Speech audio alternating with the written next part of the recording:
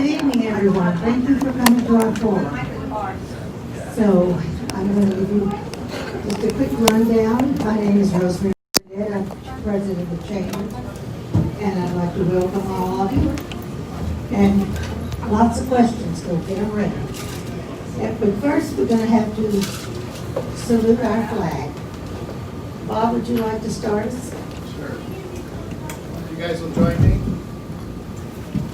I pledge allegiance to the flag of the United States of America and to the republic for which it stands, one nation, under God, indivisible, with liberty and justice for all. I'm sure, as you all know, our candidates, our speakers for tonight are the candidates for State House District 10.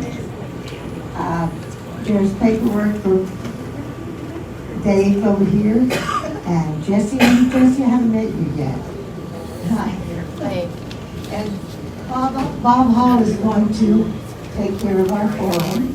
But first, I would like to thank our candidates. I got a little list here, so be patient. Jess and Jade that own the lodge. Oh, excuse me, the Triple J. Thank you. Are you listening, Jess? Oh, okay.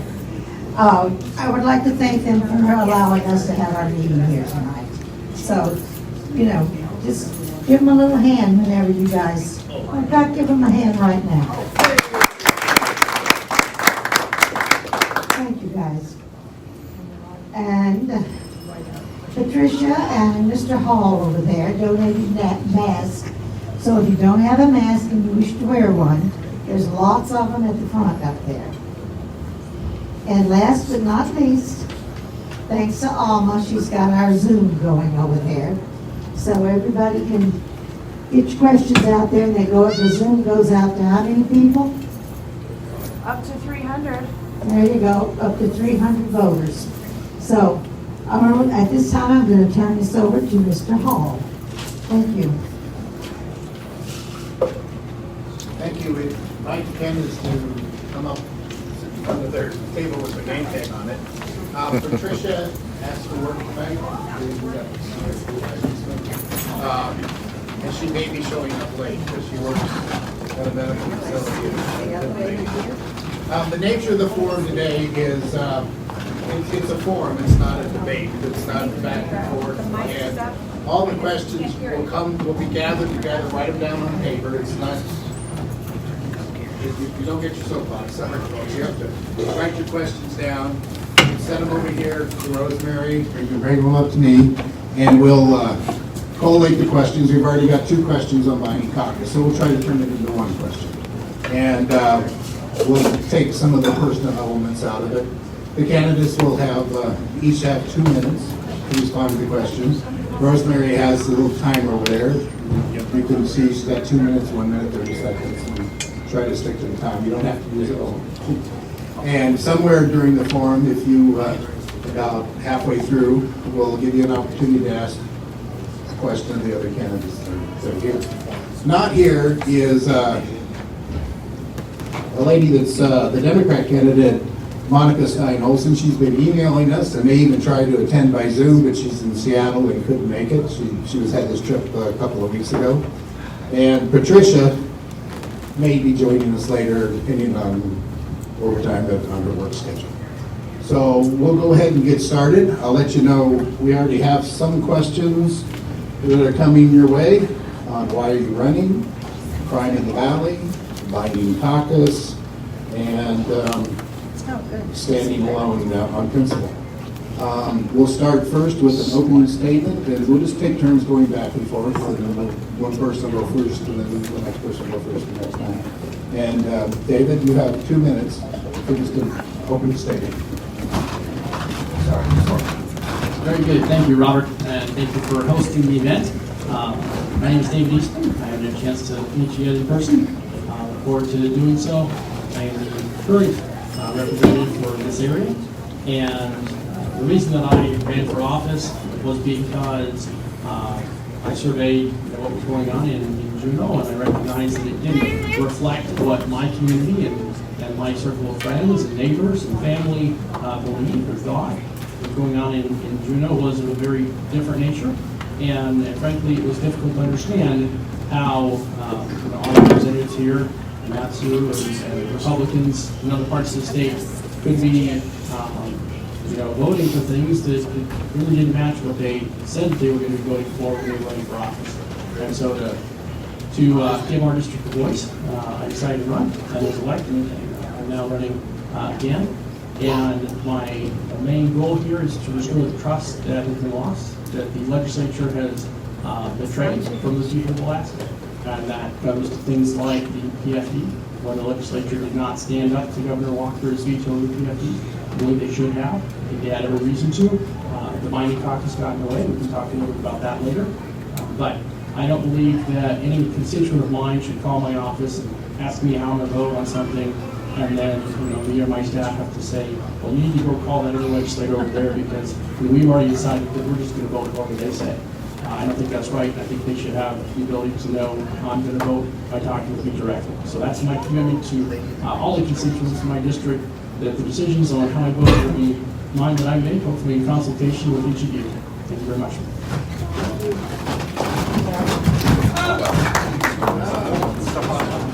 What are you going to say? They fell for it. All right. Ready? My name is Jesse Sumner. I'm a lifelong Alaskan Valley resident, a local home builder. I'm on the Matsu Borough Assembly. The reason that I decided to run is because we have a governor from the Valley, a strong conservative, who has an agenda that I agree with. But he's been hamstrung by continuous resistance from the legislature.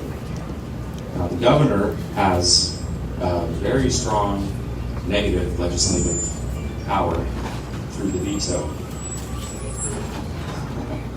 But in order for him to exercise that, we must have a situation where our legislators cannot be held or threatened with vital road funding for things like KGB and the dividend, honestly. Now, if we had a majority, a non-binding majority, and we could pass a budget, the governor can't veto, and if we have 16 people, then we can support that veto, prevent the override. But the strategy that we have employed is a strategy that works better under Walker, where there was really just resistance. And Walker withheld road funding and withheld the dividend. And the road that we're currently on is going to run us off a fiscal cliff. There will be no more PFD, there will be taxes, and we need to do whatever we can to cut the budget and protect the PFD. Thank you.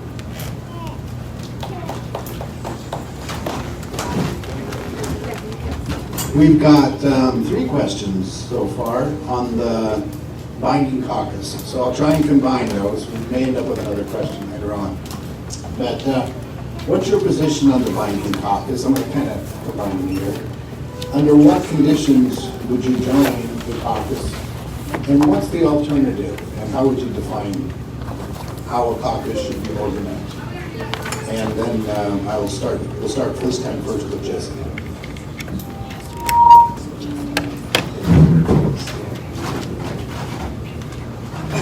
Right, so as far as I see it, the problem with the binding caucus rule is that legislators can be extorted or bribed with positions or parking spots or what have you in exchange for their vote. And that's clearly wrong. Now, we shouldn't conflate binding caucus with any caucus. We do need a Republican majority caucus, or else the Democrats will run everything. But no legislator should be offered a position or take an offer of a position in exchange for a vote, or be threatened with removal of a position because of a specific vote. That would be illegal if I was involved in it on the assembly, and I think it's probably illegal in the legislature as well. So that's where I stand on that. Would I join a binding caucus? No, not under the terms of a bribe or extortion or anything like that. Would I join a caucus, a Republican majority caucus? Yes, that is what we need. So that's my answer. Thanks. If I don't get all of the question, please remind me, Robert. But yeah, what I see and what I've experienced as a legislator is that we have here in Alaska a unique situation. Maybe in every state you have a version of the good old boy club. Well, in our state we have that on steroids, and they call it a binding caucus.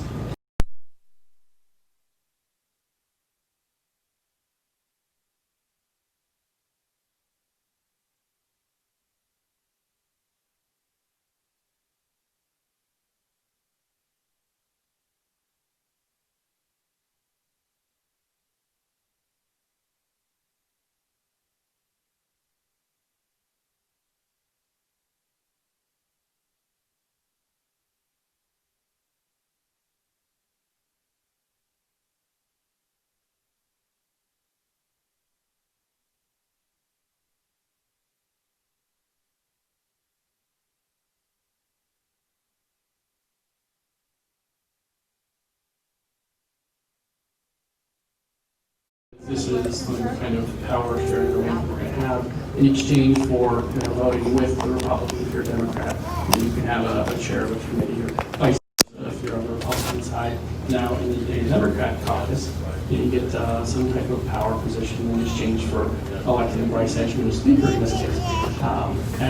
Having surveyed our district, I know there's very few people in our district who would like to elect someone like Bryce Edgman to the House of Representatives. And so safe to say, I, as a representative of this district, would not be voting for Bryce Edgman, no matter what type of committee chairmanship or anything I was offered. But it is important to recognize that this whole process exists to circumvent the natural process of coming together on an agenda and consensus and finding policies to work on together. And so we have this idea that you're not actually a Republican when you get elected. You're a member of a caucus. You sort of leave the party and the principles and the agenda at the door. And I do believe that's wrong. Hopefully that's better. Based on the questions, we're going to come back to that issue later. The next question is about crime, and I've mentioned this to both candidates beforehand. Last fall, the borough voted in an advisory election to examine the possibility of adopting police powers to fight the petty crime and the explosion of theft and drugs near the valley that the troopers haven't been able to address. And the Police Powers Commission looked at this and came to the same conclusion that they'd had 20 years before, that if the borough adopts police powers, then eventually the troopers will leave. Because once we bring on those powers, we're expected to take care of ourselves. And it'd take 50 to 75 million just to get break even with what we lost, and then we'd have to go on top. Because we have this 60-year-old article, or Title 29, about different powers.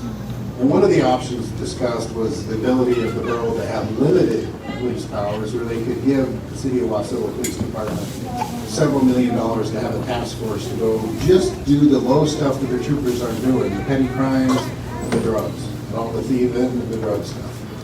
But the borough can't do that without the legislature's help, and the legislature can't really do anything without the borough's help.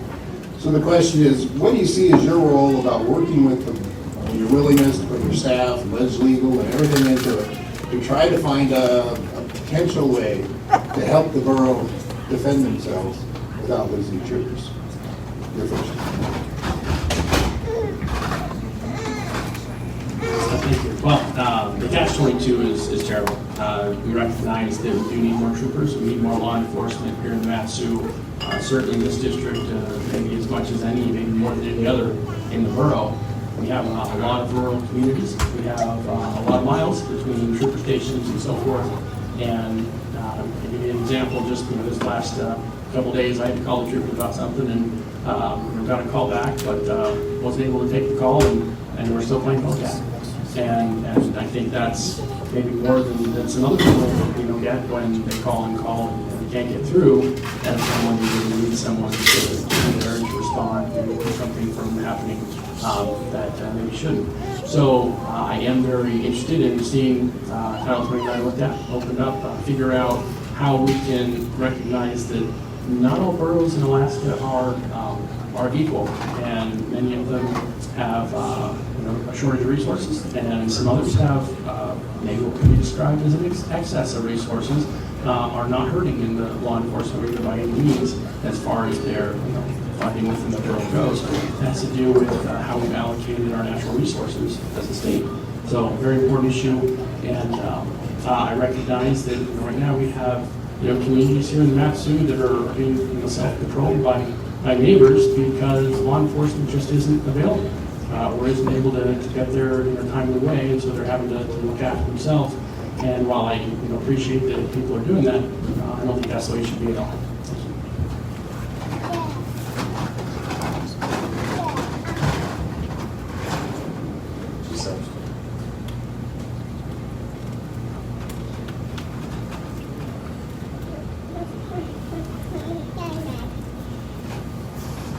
So I think one important point on this is that the more distance you put between the payer of a service and the receiver of the service, the more you disconnect the sensitivity of price on the part of the payer or the receiver, and the sensitivity to quality on the part of the payer. So it's not unexpected that when things flow down from the state, we would either have too much of a service, which is not the case in this situation, or too little, anyhow, the incorrect service level. And so the more those decisions can be left to local governments, the better off we're going to be in the long run. And ultimately, really, individual decisions are always best, because people will always know they need more than the government's going to know. But as far as workarounds on Title 29, we have one in place with the city of Wasilla right now, where we give them money, and the mayor's agreed to fund a task force, but it's an informal agreement. You're not allowed to have a formal agreement.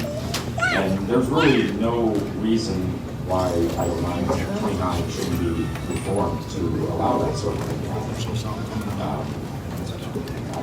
can't think of a good reason why.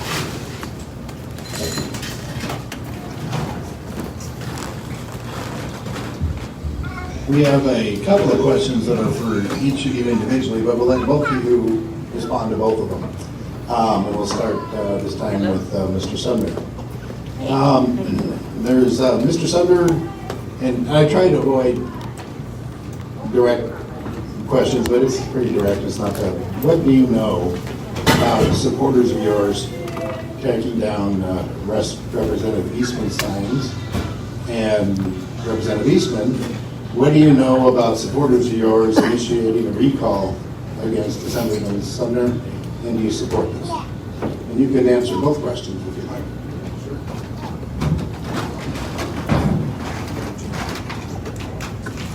So I know absolutely nothing about people attacking David Eastman signs other than I saw the post on Facebook. That's deplorable. Anybody that's doing that should stop doing that immediately. Sign, yes, and prosecuted. Signs are, private property. Even when they're in the right of way, they should not be destroyed. I hope they catch whoever did it. Now, as far as the recall, yes, David Eastman, people that David Eastman knows very well are associated with the recall. Yesterday at the Greater Wasilla Chamber of Commerce, I asked Mr. Eastman, so you were attempting to recall me, Mr. Eastman, and actually in front of the two people running the Wasilla Chamber of Commerce, he said, yes, that is a project. We could call them. Well, that's certainly what I heard, and that was certainly what was heard. So perhaps it was an off-the-cuff comment that you didn't mean, but And as far as I'm concerned, it does seem that you have some involvement in this, and I feel that it is being used for political purposes. Now, the Facebook ad, I was incorrect, and I was incorrect in my information, and I apologize.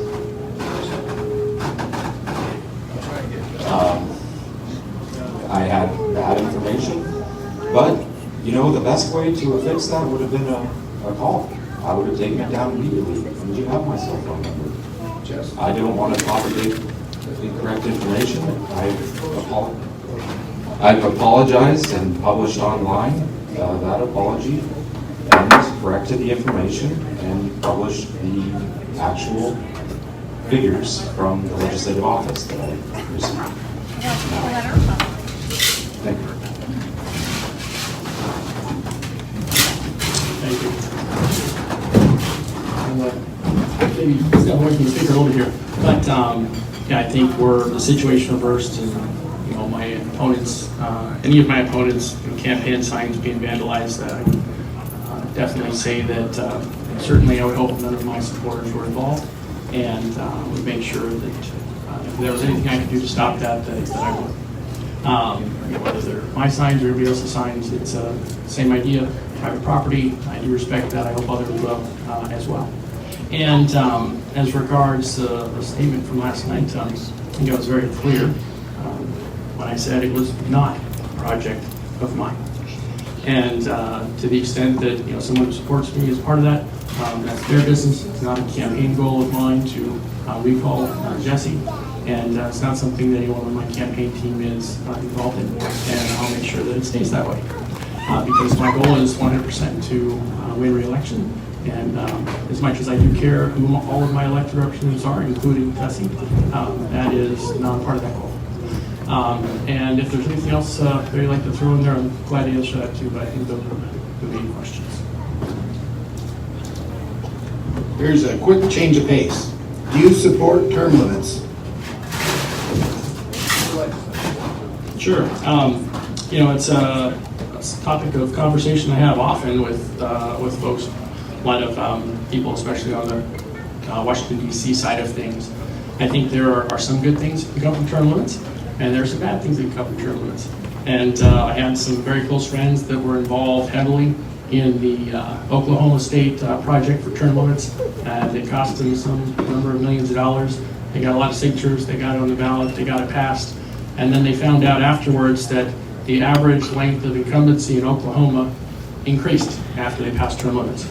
And one of the reasons was because as soon as you set a barrier to term limits, then all the politicians get to expect that, well, the time from here to there, well, that's mine. And you're not going to come after me in my last term, are you? Because I'm almost termed out anyways.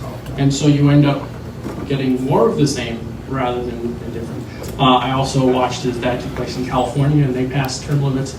And initially there were some really good things that were happening there. I think for the first time in ages, about that time, you saw Republicans, take the majority in the state house for the first time in I think decades. And of course, as a Republican, I'm inclined to think that's probably a good thing. But I also watched some of the negative impacts from that. So I would have to say it's not the silver bullet that we think it is. I think there are some benefits, but at the end of the day, it's a law against all of us as voters being able to choose a representative that we want to. It's a law that says you can choose everybody else but that guy. And as long as you're choosing some of the other guys, because you want those post-elected, that's great. But if the guy you want to choose is that guy, then you're out of luck.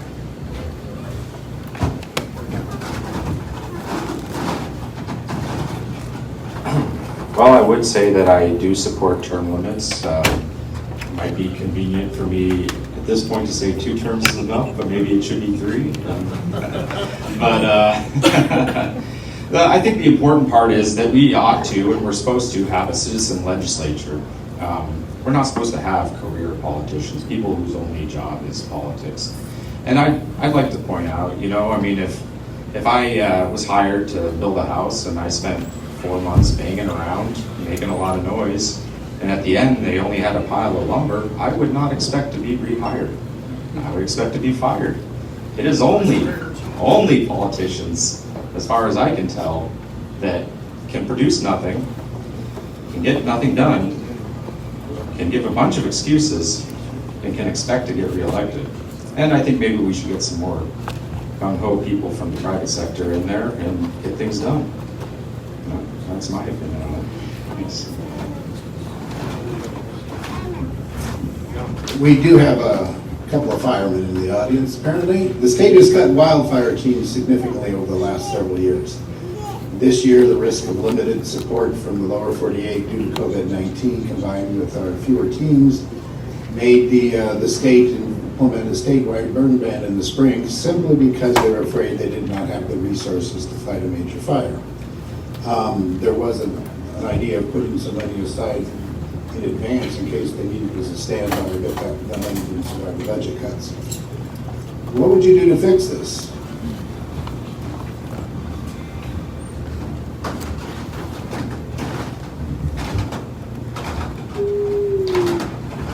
So I think it is, it would probably save us money in the long term to address the dead tree situation, since we do have a significant amount of wildfire risk. I would not like to see that be a state-run program. I think that it would probably end up very wasteful. So we probably should empower local governments to address the situation as much as they can. Of course, some of it's on state and federal land.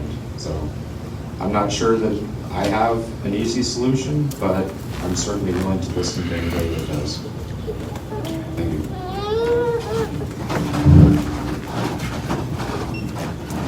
Yeah, on that, I don't know that there is an easy solution. I know historically the state has had a whole lot more teams available for response than they do right now, and there was some benefits to that, and that provided folks that were looking for work an opportunity to get training as emergency firefighters, as team members, and in some parts of the state, those were some of the only jobs available, and they were able to do that service and do it well. Now, not having those jobs available now means we're more dependent, reliant on other states to send out their resources when we're in need. Likewise, we send our resources down to them, as we're doing right now, when the season's low, or it looks like we don't need folks right away. And that system can work. It is an expensive system. Obviously, there's a lot of travel involved. And as a former firefighter myself, I love to see more firefighters in Alaska, because you never know, when you're going to need them. But I don't know that there is a very easy answer to that. Certainly, we look at trends, we look at history, we see predictions of what the fire season is going to look like. Try and line up as much resources as we can in anticipation of that, and then judiciously decide when the threat's passed or it's reduced, so we can let some of those resources go to other places.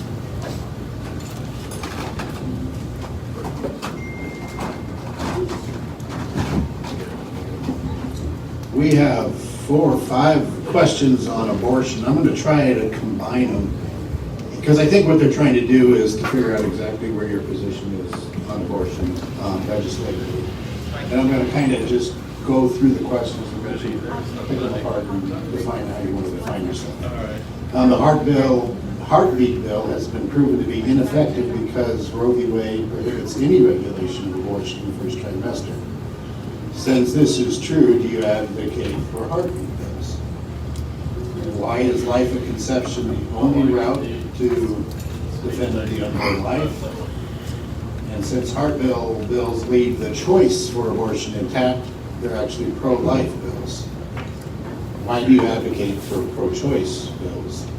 And finally, what is the constitutionality of the bill that Mr. Eastman represented last year, both on the state and the national level, and how do you balance the constitutionality?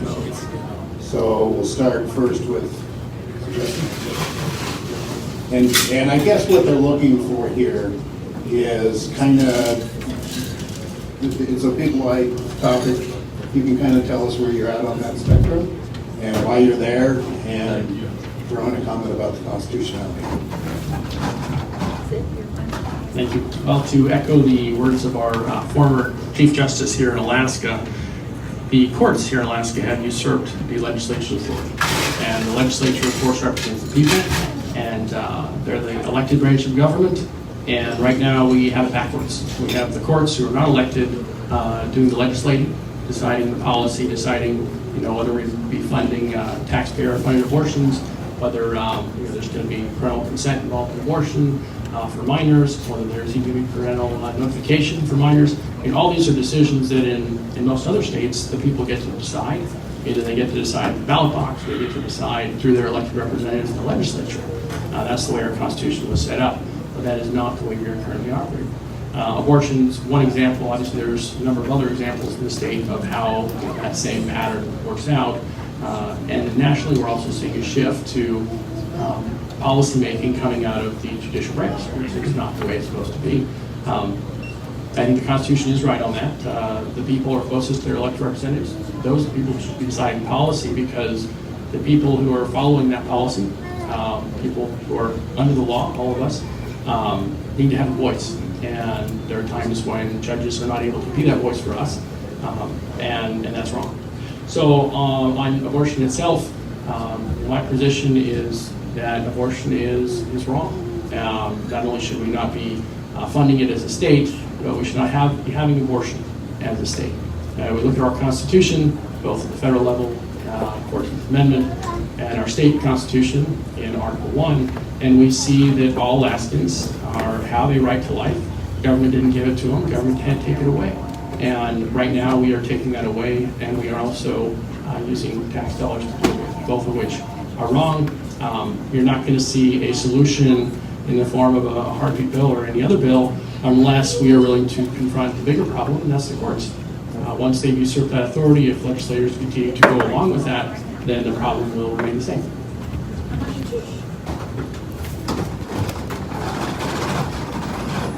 Well, it is certainly true that the court is the issue. Basically, any bill that's passed that restricts abortion will probably be struck down by the court. Now, I believe that life begins at conception, and anything we can do to reduce the number of abortions is worth doing. And that it's going to involve reform of the judicial system in Alaska. My opponent and I perhaps have a difference in strategy. I don't think we have a difference in end goals. I do see certain groups that put out attack ads. They Photoshop pictures of Planned Parenthood team onto my shirt and distribute these pamphlets. I think that that's wrong, and it's extraordinarily disrespectful. And simply because we have a difference in strategy and how to get to the same end goal does not make me what they say I am. And I just want to see results. And I think that we can get there eventually. I think we can pass laws in advance for when the Supreme Court decisions change. I think we can do work in Alaska to reform our judiciary system. But just because our strategy is different does not mean that the attacks and saying that I am a baby murderer or pro-life are at all justified. And it's very disgusting. Thank you.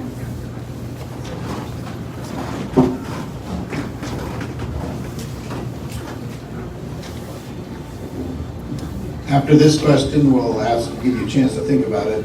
We'll ask each of you to ask a question of the opponent. Why do you think, this is a question for you now, why do you think you would be an effective legislator?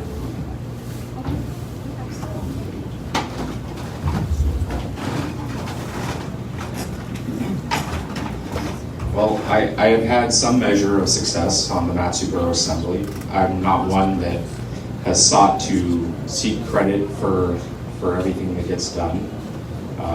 It's actually, running for office, then you have to, expound upon what you got done. But I got things done as part of a legislative body, which means that you work together with other people.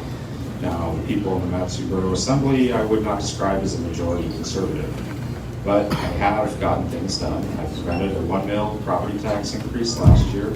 Well, in again, as a member of a legislative body, we decreased the area-wide and non-area-wide mill rate this year. I put forward a bill to prevent sitting assembly members from contracting with the borough without public notice, and I did very, very narrowly get it passed. You know, I cut AML's funding in half last year. That wasn't easy.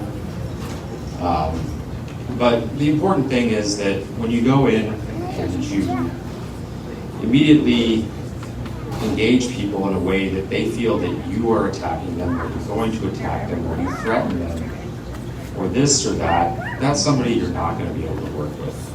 And maybe you don't have any commonality on a lot of things, but maybe there's something you could convince them to work with you on. And to throw that out because you've created some sort of personal animus is a horrible mistake. Now, there's a difference between an activist and a legislator. You know, an activist tries to push the policy, but a legislator tries to get results. Machiavelli in The Prince said it's better to be feared than loved, but he was talking about despots. So it's not the case if you're a legislator. You should not threaten people.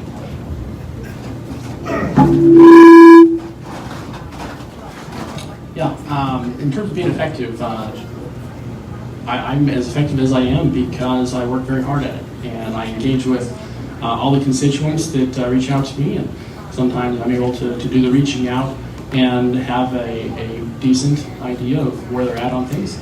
I like to, before there's any big votes, make sure I've checked all the ways that people are trying to get a hold of me, make sure I know what the people here, Eastman, Willow, Topeka, Wasilla, and other parts of the district, even up Squinton, of course. Make sure I know what it is that people want. And I think we forget in Juneau that the people have a part to play in any policy discussion and any policy solution. We can come up with great plans, but if we don't bring the people on board, then those plans are not going to be executed well. And there's going to be resentment from the people because it's not what they want, it's not what they expected.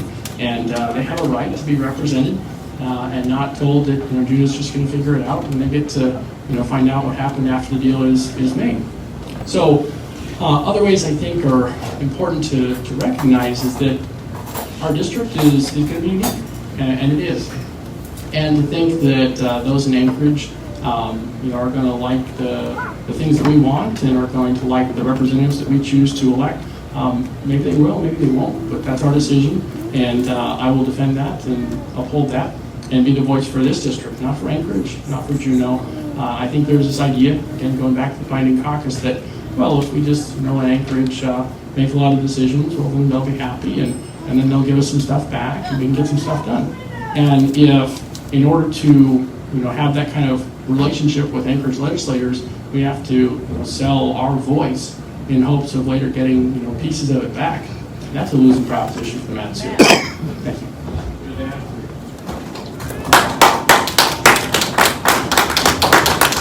We got a text from Patricia. She's on her way. She's off work, and she's hoping to get here before we're done. Now's the opportunity for each candidate to ask a question of the other candidate. And after you go first, Mr. Representative Eastman, and you get 2 minutes, and you get a minute to reply to the response.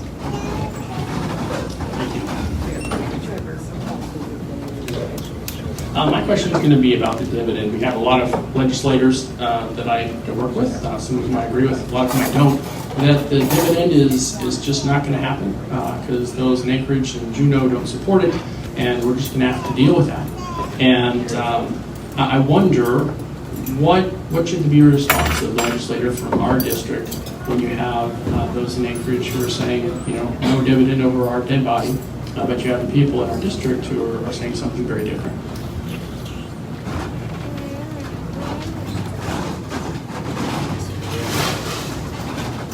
Well, I think it's pretty clear that the people are going to spend the money that they receive in the dividend far better than the government is spending the money supposedly on them on the state level. So we don't even get back on a per capita basis anywhere near what is spent in a lot of the other districts or in areas in the state.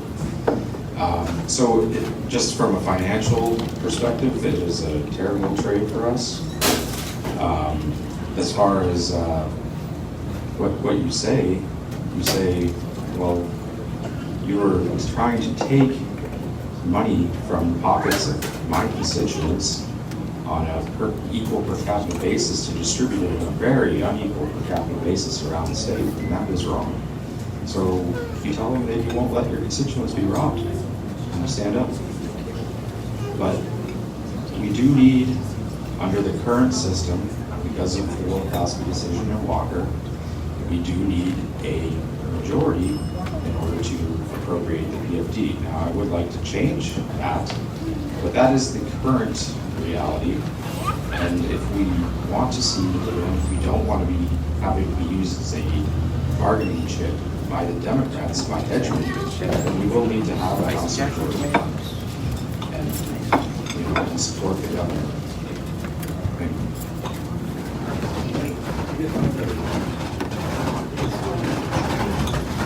I think the people, have a voice to whoever the legislator is, but I think they also have to have a voice in the policy. There ought to be a public vote on something as important that people care as much about as the dividend. And without that public engagement at the ballot box, I don't think that they will feel that their voice has been heard, and they will have been ignored again by those in Juneau. I think on the topic of defending the dividend, there's been a lot of legislators, particularly from the Maths, who have gone down to Juneau and said, hey, we're going to defend the dividend, and we're going to use various tools at our disposal to do so. But then at the end of the day, they give away the tools, and we still have no more of a dividend than we had before. In case this year we ended up with actually less dividend than before, even though we voted for all the things that the Democrats needed from us and got nothing back.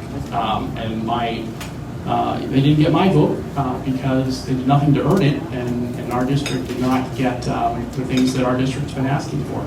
So while I'm representing this district, I will be pushing that we continue to follow the law on the dividend, and if and when the people decide that they want to change that because circumstances have changed, I'll support that, but only because the people have asked for that change, not because Juneau's told us it's going to happen.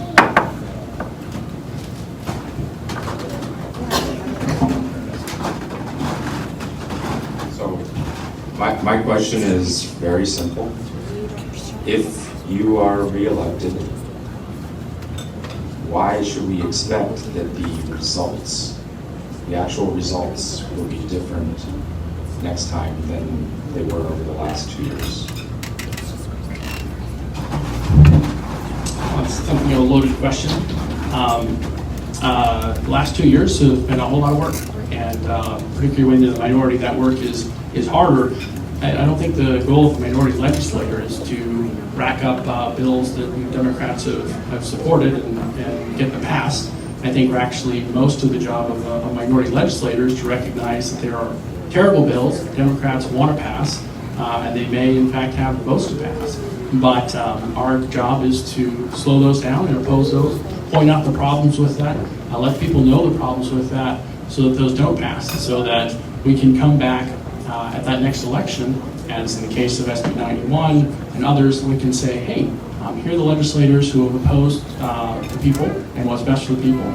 And we ask the people to support the governor, support the legislators who are trying to do right and are trying to stop, whether it's the state income tax that the House passed, or whether it's regulating broadband internet, which the House also passed under Democrat control.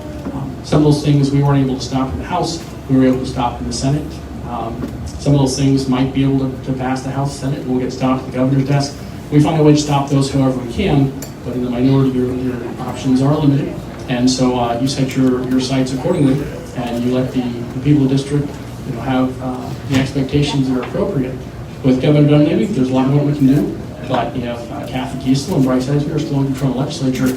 The governor can't pass any bills without the legislature. He can stop some things, but that might be it. And so you're looking at that next election, and hopefully folks like Bryce Edgeman, Kathy Giesel, a few others like you mentioned, go back to their districts and their folks say, hey, we want a better representative. Thank you.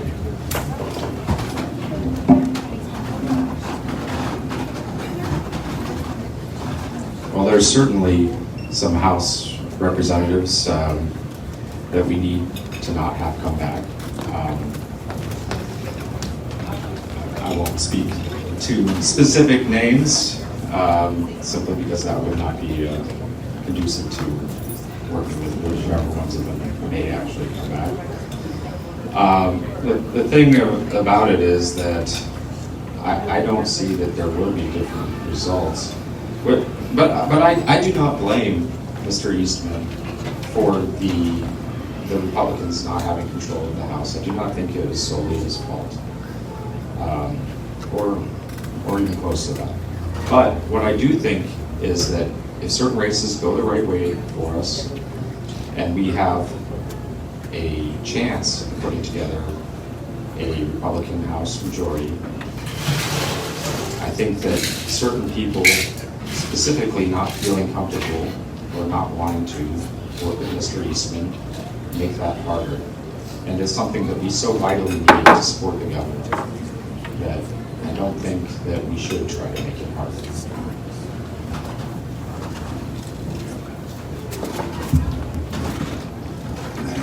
The next question, if you have more questions in the audience, please go ahead and, or if you need clarification on the question that's already been answered, but not to your satisfaction, please go ahead and write it down and turn them in over at that table or up here. The next question is on, not with legislation, but on your role as a ombudsman or constituent services. What do you see your role as a legislator representing your constituents on non-legislative issues is? And how effective do you think it'll be?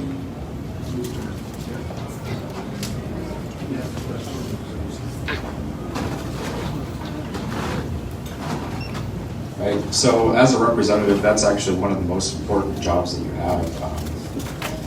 I like to think of it this way. In the 80s housing crash, my family didn't have much, but we were about to lose what little we had.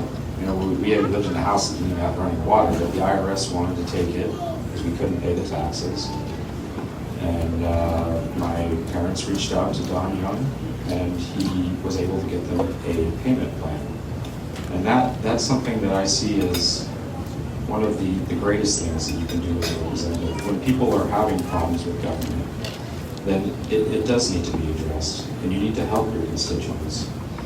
I've tried to do my best to do that as well for the folks that have called me. Sometimes it's hard to make government do things. I had some folks that had a street privately held in their subdivision. They couldn't, they had people dumping trash and shooting and even all kinds of drug paraphernalia down there, and they asked if the borough could block it, but it wasn't a borough maintained road, so I went out and dropped some concrete barricades and blocked it.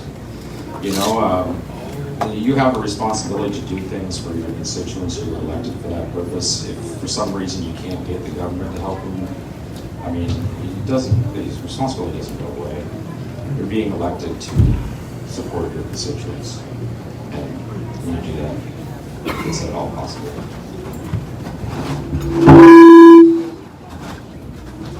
I think there was a phone call I got last night from a constituent dealing with unemployment insurance and how unsuccessful he had been over the last 3 months in applying for that, kind of giving the runaround, and being told on the one hand that you apply with the state and then apply with a different part of the state for the federal money, and you denied money from the state first. But the first denial wasn't good enough, so you had to go back and get denied a second time. But then when you got denied the second time, they weren't answering the phones on the first line, and so now, you know, what's he do? He's kind of in limbo land. And as a representative, you have the opportunity to reach out to the departments and inquire. You can't necessarily tell them what to do, but you can inquire, you know, why am I getting, you know, this kind of complaint from people in our district? Why are people not answering the phones? Why is it taking 2 to 3 months and still no resolution? And so you ask questions like, you know, tell us about the situation, give them the person's name, and, you know, why is it taking so long, and what's the next step, and how can we fix this?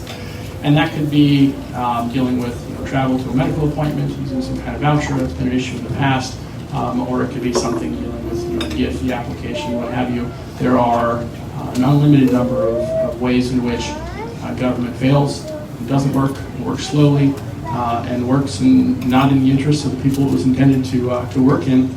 And so as a representative, you get to hear about some of those problems firsthand.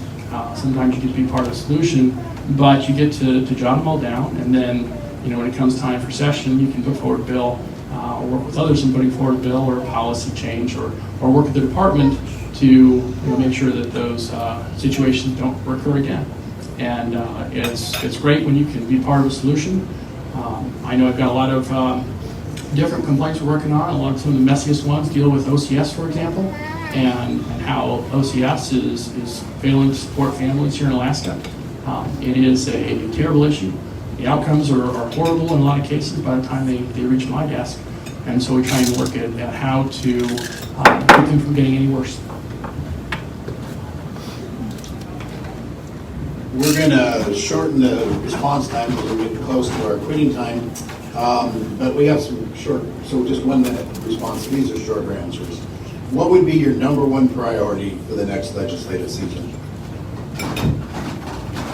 Number one priority is to restore the trust that the people should have in their elected institutions, the legislature being the one that I would focus on, both House and Senate. We need to restore that trust. How do we do that? We bring the people into the process. We give them their voice.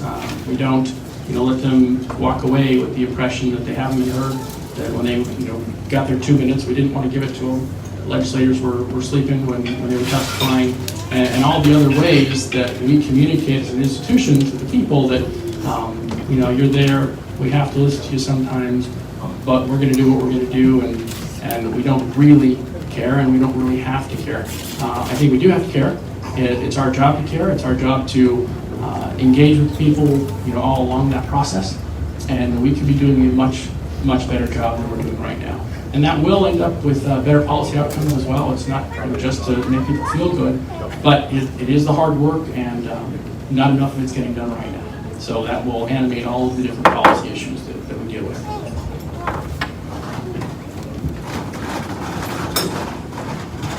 So my number one policy goal would be a constitutional spending cap. And I would say that because we are heading towards a situation where oil revenues, the amount of money that the state is spending cannot be supported by what we would project as oil revenues. That money is going to come from the PFD, then it's going to come from taxes. Anyhow, if we don't have a free lunch, it's going to come out of our pockets.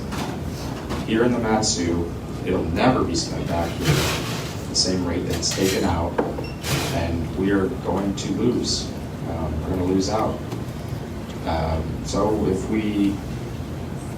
really the only way is to cut the state budget, but the only permanent way is to have a meaningful constitutional spending cap.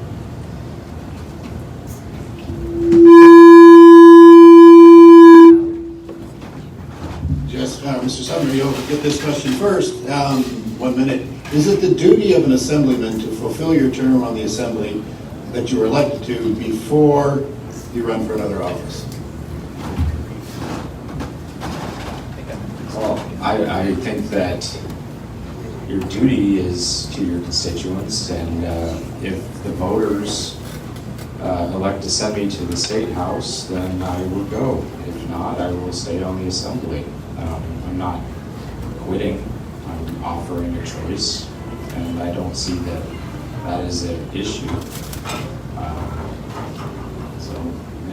I don't think that there's any problem with that. I've not quit the assembly.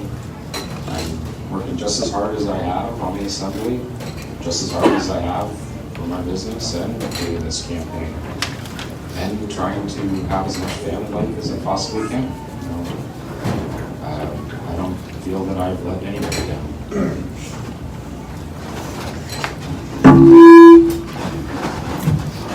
Yeah, I'm trying to put the terms in context of the legislature. I know there are legislators who resign for various reasons. I know we had a legislator that was appointed by the Bush administration a few years back, and they picked somebody else to fill that spot. I don't see that happening in my case. I think the part of that really gets me is we have an expectation in the legislature. And I'll just share from a quick story. So when I was first elected, election night, Gabrielle Adu and Paul Seaton and those folks switched over and decided they were going to put the Democrats in power, even though Republicans had won a majority. And I had a fellow legislator, a former legislator, come up and say, "Hey, you're going to be in the minority. No worries. When I was in the minority in Juneau, I got a boat and I went fishing every day because you're not going to have anything to do." And that is not my perspective. Minority, majority, I think you've got a lot of work to do, and there's a whole ton of issues to stay up on and constituents to work for and with. And if you're able to do that, then you're doing your job well. And if you're not showing up to vote, then you're probably not doing a good job. The next question appears, is it safe? Yeah, good. Appears to be, is that better? There we go. We'll give you 2 minutes for this one because it's a little directed at Representative Eastman, but I think it's fair for both of you. At what point do you think being a standalone on principle legislator starts to hurt your district?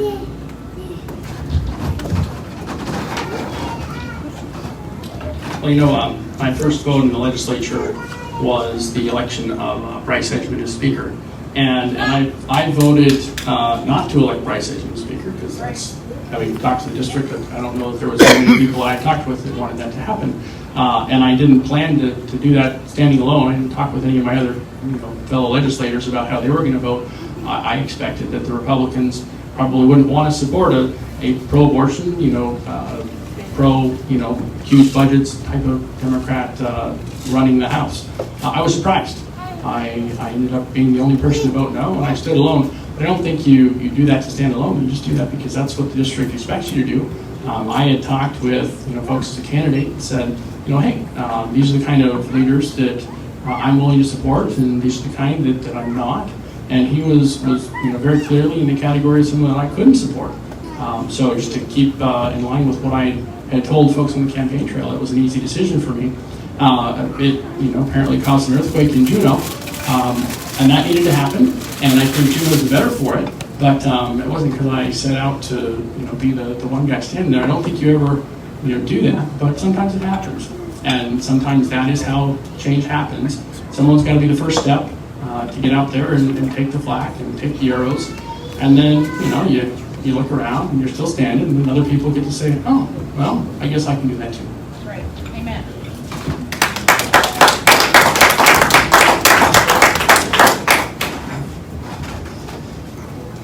Well, Bryce Edgman is Speaker. Many things have happened that are not good for our district. I can't help but think that Talarico would have been a better Speaker than Bryce Edgman. I'm not saying that's David's fault, as some people think that I was saying that. But I think there were some things about standing alone that were not conducive to putting together a House majority. When Republicans had their press conference and there was 20 legislators out there to announce Talarico as Speaker of the House, David Eastman was not there, so he would have been 21.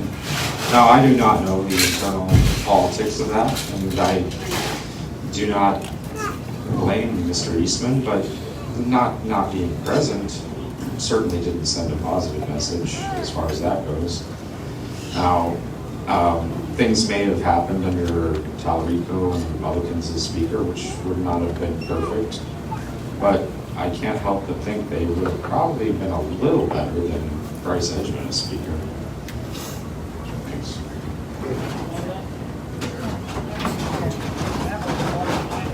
Yeah, sometimes press conferences are just that. It's an opportunity to talk and share with the cameras. But I think in the press conference you're referring to, it wasn't your normal press conference. It was simply a loyalty test to what was going to become a binding caucus. And I had already made it clear to everyone as a candidate, as a legislator, and knowing the district, that is not something this district would have supported. I think there might have been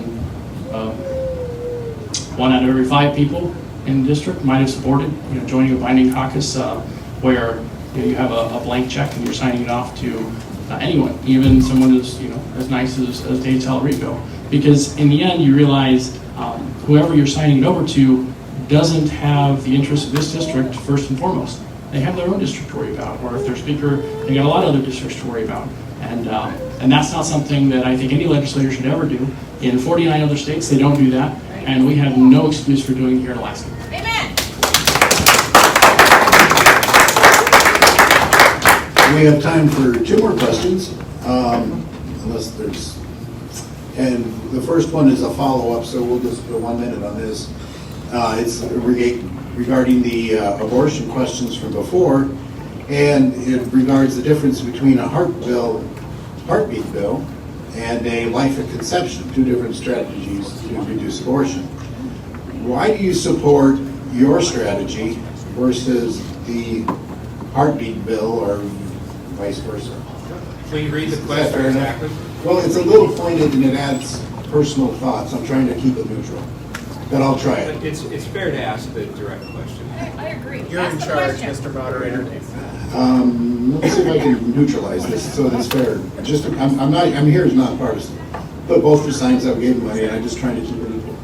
But I'm trying to ask the question in a way that's neutral. If a heartbeat bill has been proven, and there's some judgment here, to fail, and you say the difference between the heartbeat bills and the Life at Conception Act is strategy, why do you prefer that strategy? This has to be a question directed to both. Fair.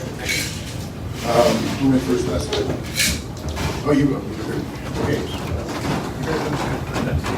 Yeah, let me take a stab at it. In my mind, there's 2 different kinds of legislation that I deal with on a regular basis. They're the kind that are there for lip service, and they're the kind that are there to actually change policy. And unfortunately, most of the things that we vote on tend to fall into the former category. We're taking a pledge. I know I made a mistake in my very first couple months in office. Another representative put forward a bill, and the argument was, well, we're going to take a stand against excessive per diems, and so we're just going to nix per diems in a fairly extreme way, knowing that it would never pass, and knowing that the Senate would block it, and knowing that all it would do is give some legislators in the House an opportunity to go back to their district and say, well, man, we took a stand for per diem when we didn't take a stand for it. We had a vote, it was a show vote, and then we went right over to the Senate and said, please kill this, we want this killed. And that's not being honest with the people of Alaska. That is not the work of a legislator, but it happens a lot in Juneau.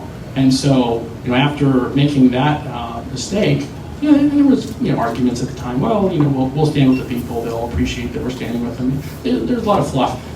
Came to conclude that was just wrong, and that I would not be part of those kinds of things again in the future. And there's a lot of things that really aren't on the up and up with the voters. So not being interested in being part of that song and dance, I do vote no on those types of issues. And I think whether it's abortion or anything else, we do need to be upfront with the people on whether or not we're actually planning on changing policy. And a heartbeat bill probably isn't part of that.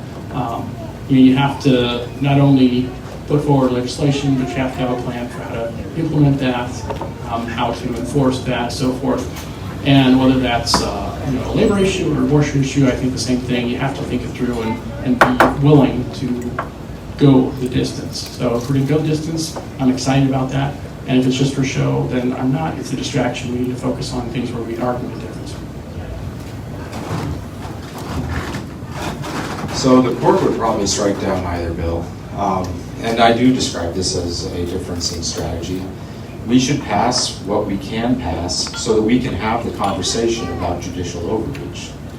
Now, I would support your bill, but I didn't think that it would get out of committee with the Democrats controlling all the committees.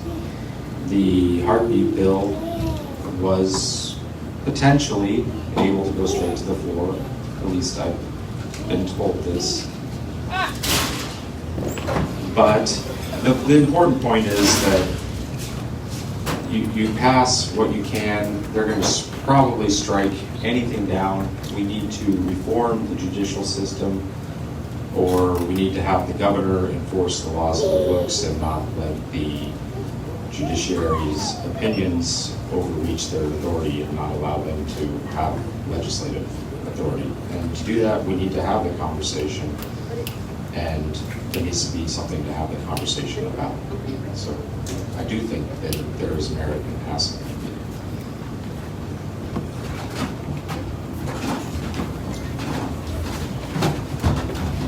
Last question, we're going to combine three, they're somewhat related before your closing statements. And if you sign on to a binding or a caucus, what terms would you agree to? And if you join a caucus, what agreements would you agree to? What are the terms of a caucus membership would you agree to? And combine that, if you're in the minority, how would you work with Democrats who stay in the minority? And are you willing to somehow force the Republicans or the fake Republicans and the Democrats to the negotiating table? Example, would you vote for a reverse sweep until some concessions are given to the conservatives? So this is kind of a strategy for a minority, or what it would take to get you to join a caucus, and what would you agree to? How far would you go as far as joining the caucus?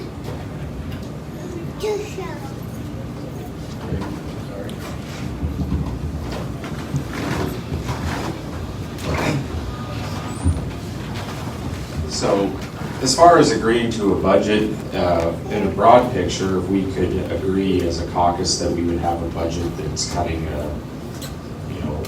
$500 million or something out of the operating budget, that's something I could probably agree in advance, and the details would be less significant. There are certain things probably that I wouldn't support, but I think that could be something that I would agree as far as forming a caucus around, where I would say, yes, if at the end the budget is, this and these things are there, then I could support that. And that's not saying that I'm giving away my vote, that's me stating this is where I'm at, this is what I think that my constituents want. Now, we ought not to have a binding caucus. I would not allow somebody to bribe me or threaten me or whatnot to control my vote. I have no problem telling them where I want it to be, and we're going to get there. As far as if I'm in the minority, CBR, reverse sweep, I'll use whatever tools are available. I would not give up a vote on the CBR unless we get what we need. So.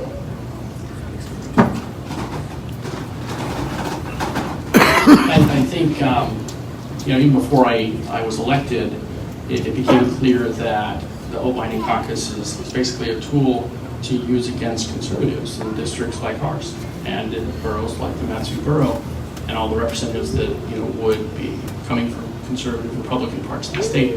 It naturally strengthens the power of Anchorage and Juneau, and so it leaves us at a disadvantage. Even when you have someone like Lydia Green, who was my senator, at the head of the Senate, it still leaves the Matthew Borough at a disadvantage. And so there isn't any situation under which I could be a part of a binding caucus. That said, if there are agenda items that we want to agree to that we're going to pursue, a budget spending cap, for example, a statutory dividend, for example, then I think legislators should come together and band around those and push those policies forward as far as they're going to go, and hopefully across the finish line into law. And if you have anyone that's willing to do that, then I'd love to work with them. And that would be the case whether I'm elected or not. I want to see those pass, and definitely want to encourage those who are willing to go the distance and make those happen. And there was a couple of other parts of your question. What was the other part that I didn't address yet? Reverse sweep, working with Democrats when you're in the minority. And what would you give up to join? What commitments would you make? Sure. Okay. We all are elected, and there's a lot of people down there that I wouldn't ever vote for, but they are elected, so you have the opportunity of working for them. with them. And I think of the gentleman sitting next to me for as a freshman was Les Garrow, and probably not someone that this district would ever consider voting to elect, but his district did, and so we had the opportunity to work together. And frankly, he might not have wanted to work with me any more than I wanted to work with someone of his background. But our elected process is such that you do have to and get to work with one another, whether you like it or not. And certainly I could say, well, I'm not going to work with you because you're too liberal, which is very liberal. But that wouldn't have served my district, and it wouldn't have respected the voters of his.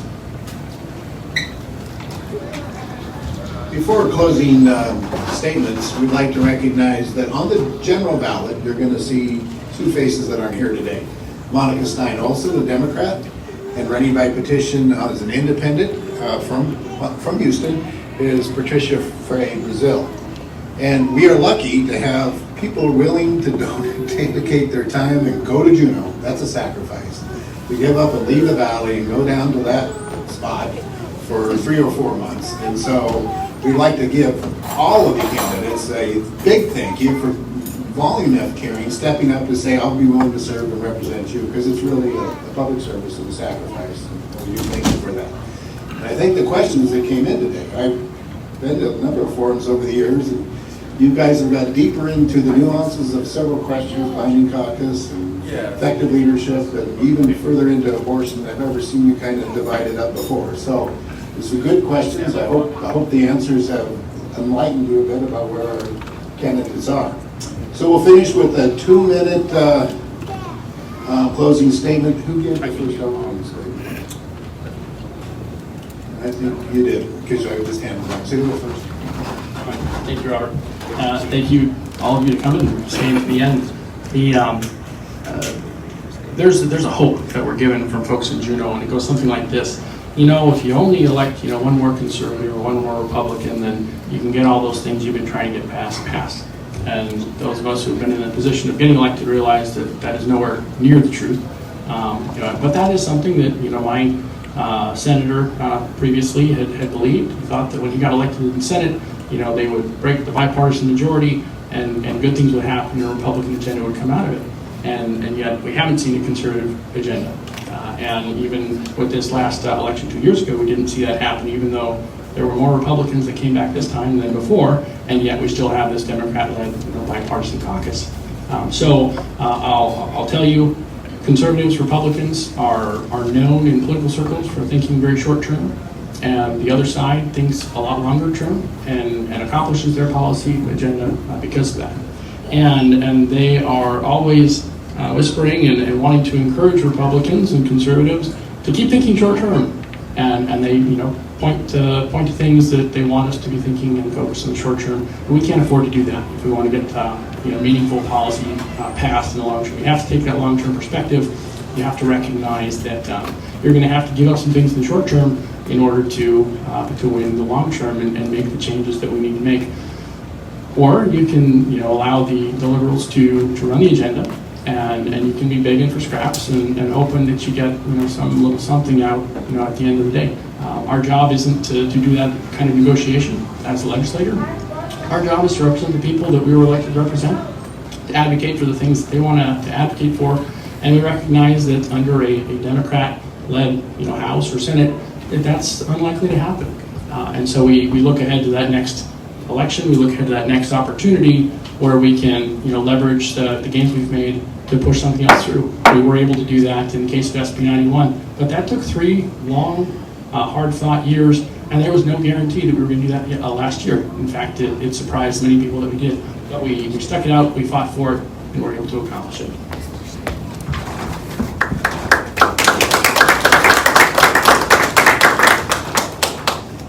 So I'm not going to say that if I'm elected everything's going to be great. I'm not going to say that we will for sure have a Republican House majority. I don't think anybody that says that would be lying. I think that it is more likely if I'm elected than simply for the case that my opponent, probably wrongly, has drawn a lot of personal animus against him, and it will make it harder working on an individual level with certain legislators and putting together a non-binding House majority. that we desperately need in order to support the governor.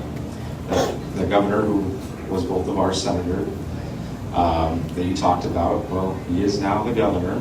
There is hope. I don't think that we should be so defeatist that we think that under Governor Dunleavy we cannot work together to support his agenda, make great things happen for this state, make great things happen for the Matsu Borough. And vote for me August 18th. Thank you.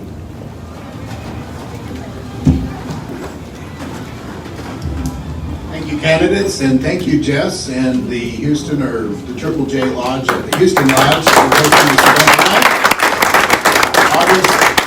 August 18th, it's just 3 weeks away, and less than 3 weeks away, and just get out there and vote. And then remember to come back and vote in November. Thank you very much. All right, everybody, thank you for tuning in. Don't forget Facebook squeals on you if you don't share, so don't forget to share. All Alaskans should be able to hear this. And doing this has become a full-time job. Don't hesitate to go to my website, politidick.com. That's politidick.com. Hit that donate button. Every penny towards going to make sure that I can make it and afford it to get to these events. All my efforts into going into this is costing me a lot of money, and that I just don't really have. So I need your help, need your support. Don't hesitate. This was a very interesting candidate forum, and a few things that were being said there. And I find it very telling how, when it comes time to talk to the public, some look directly at the constituents that are sitting out here in the room, and others just look at their contenders, and I'll leave it at that. You all have yourself a great evening, and again, don't forget to share.